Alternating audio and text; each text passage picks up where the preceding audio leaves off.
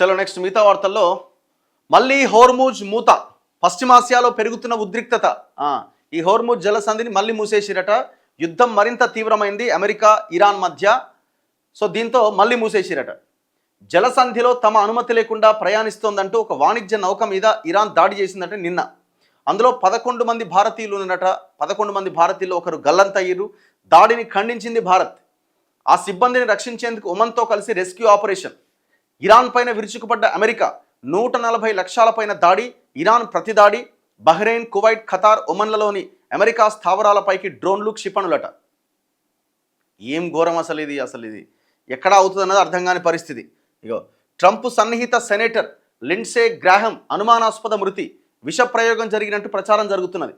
Iran and Russia మీద అనుమానాలు ఉన్నాయట. పశ్చిమాసియాలో పరిస్థితి మళ్ళీ మొదటికి వచ్చింది. అమెరికా ఇరాన్ మధ్య ఇటీవల మొదలైన పరస్పర దాడులు మరింత ముదిరినాయి. హోర్ముజ్ జలసంధిలో తమ అనుమతి లేకుండా ప్రయాణిస్తోందంటూ మరో వాణిజ్య నౌక పైన ఇరాన్ దాడి చేసింది. దీనిపై ఆగ్రహించిన అమెరికా వెంటనే ఇరాన్ పైన విరుచుకుపడింది. ప్రతిగా ఇరాన్ కూడా గల్ఫ్ దేశాల్లోని అమెరికా సైనిక స్థావరాలపైకి డ్రోన్లు, క్షిపణులు ప్రయోగించింది. అంతేకాదు హోర్ముజ్ జలసంధిని తిరిగి మూసేస్తున్నట్టుగా ప్రకటించింది. అయితే ఇరాన్ దాడి చేసిన వాణిజ్య నౌకలో 11 మంది భారతీయులు ఉన్నారు. అందులో 10 మందిని రక్షించారు, మరొకరు గల్లంతయ్యారు.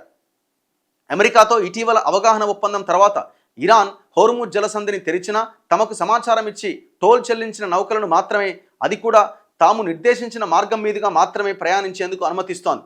ఆ మార్గం ఇరాన్ తీరానికి దగ్గరగా ఉన్నది. మరోవైపు ఒమన్ తీరానికి సమీపంలోని మరో మార్గం నుంచి ప్రయాణించేలా కంటైనర్ నౌకలు, చమురు ట్యాంకర్లకు అమెరికా సూచన చేస్తోంది. అలా నౌకలు ప్రయాణిస్తే హోర్ముజ్ పైన తమ పట్టు సడలిపోతోందని భావిస్తున్న ఇరాన్ వాటిపైన దాడి చేస్తోంది. అంటే వీళ్ళు ఇరాన్ భూభాగంలో ఉన్న ప్రాంతం నుంచే ఈ నౌకలు ప్రయాణం చేయాలి, ఇక అవతలి భాగం నుంచి ప్రయాణం చేయడానికి వీల్లేదు అని ఇరాన్. లేదు మీరు ఇటువైపు నుంచి కూడా ప్రయాణం చేయొచ్చు అని అమెరికా. సో ఈ ఇరాన్ భూభాగం నుంచి కాకుండా అవతల వైపు నుంచి ప్రయాణం చేస్తున్న వాటి మీద ఇరాన్ దాడి చేస్తున్నది. సో అట్లనే ఒక నౌక మీద దాడి చేస్తే అందులో ఉన్న 11 మంది భారతీయులు ఒకరు గల్లంతయ్యారు, 10 మంది సురక్షితంగా కాపాడగలిగినారు. ఇలా గత వారం రోజుల్లోనే 10 వరకు నౌకలపైకి క్షిపణులు, డ్రోన్లు ప్రయోగించింది ఇరాన్. దీన్ని తప్పుపడుతూ ఇరాన్ పైన వైమానిక దాడులు చేస్తోంది అమెరికా.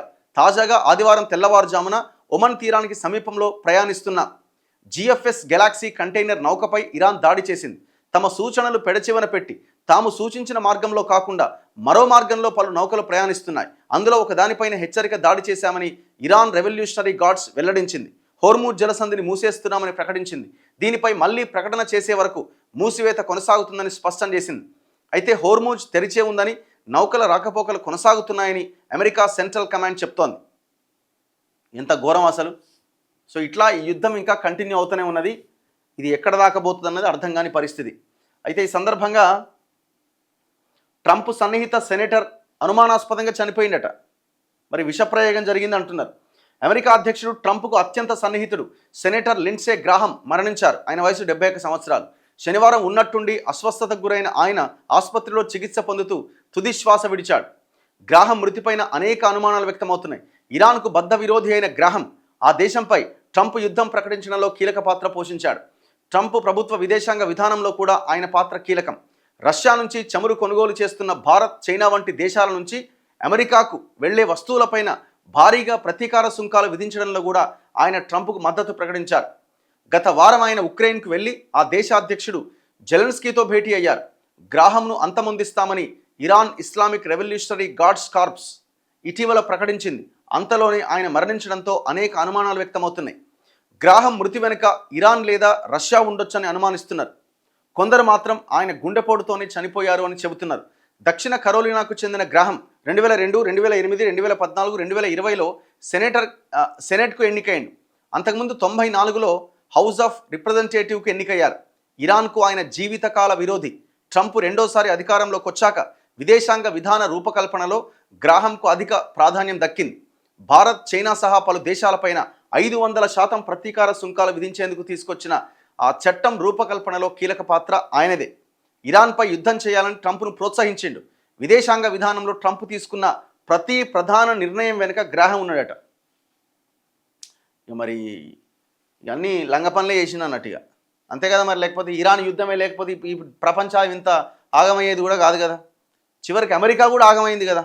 లక్షల కోట్ల రూపాయల యుద్ధానికి ఖర్చు పెడుతున్నారు, వాళ్ళ ఈగోయిజానికి, వాళ్ళ వాళ్ళ సైకోయిజానికి. మరి ఎట్లా చచ్చిపోయినంటే మరి హార్ట్ అటాక్, ఇప్పుడు అది కనుక్కోవడం పెద్ద కష్టం కూడా కాదు కదా.